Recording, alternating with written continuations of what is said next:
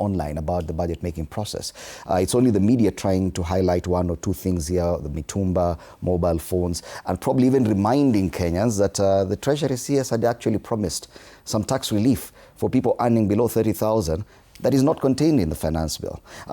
Do you think that probably there's a gap in as far as understanding this process by the common mwananchi?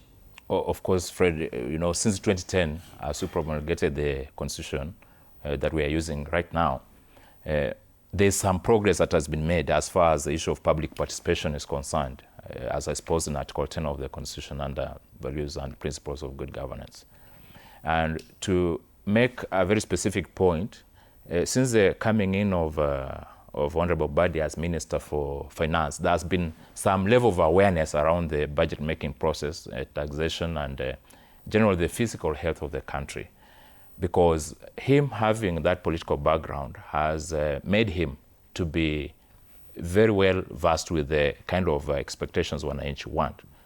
For example, you remember last year he was seen at Jivanji Gardens engaging the people, something that has not been happening in the past. And people are not so much agitated right now because they have some kind of exposure and level of involvement and level of trust that not exist in the past.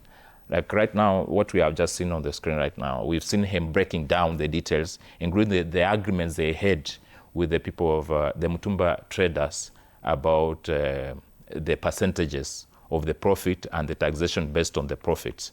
And that was based on public participation. So the reason as to why there is not much agitation right now is because Kenyans have been involved in the process. And I want to agree with the Honorable Gakuya that going forward, we need to have a more elaborate way of public participation, especially on the issues concerning Kenya's welfare. For example, the issue of taxation. We need to have a greater window of public participation in the budget-making process until the time the budget is ready.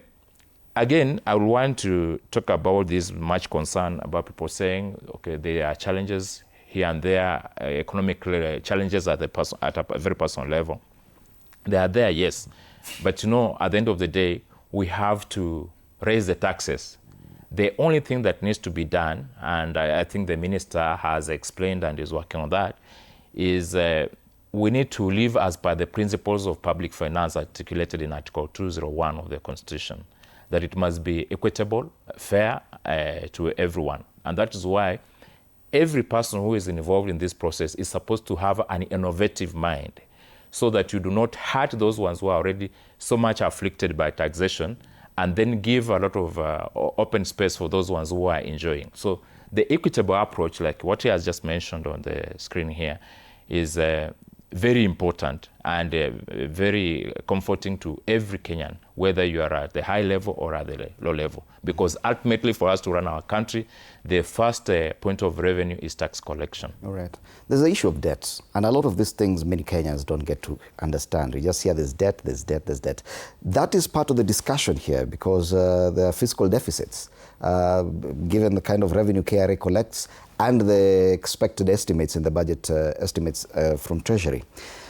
Do you feel like this is intentional, that the lack of interest from Kenyans is because they understand very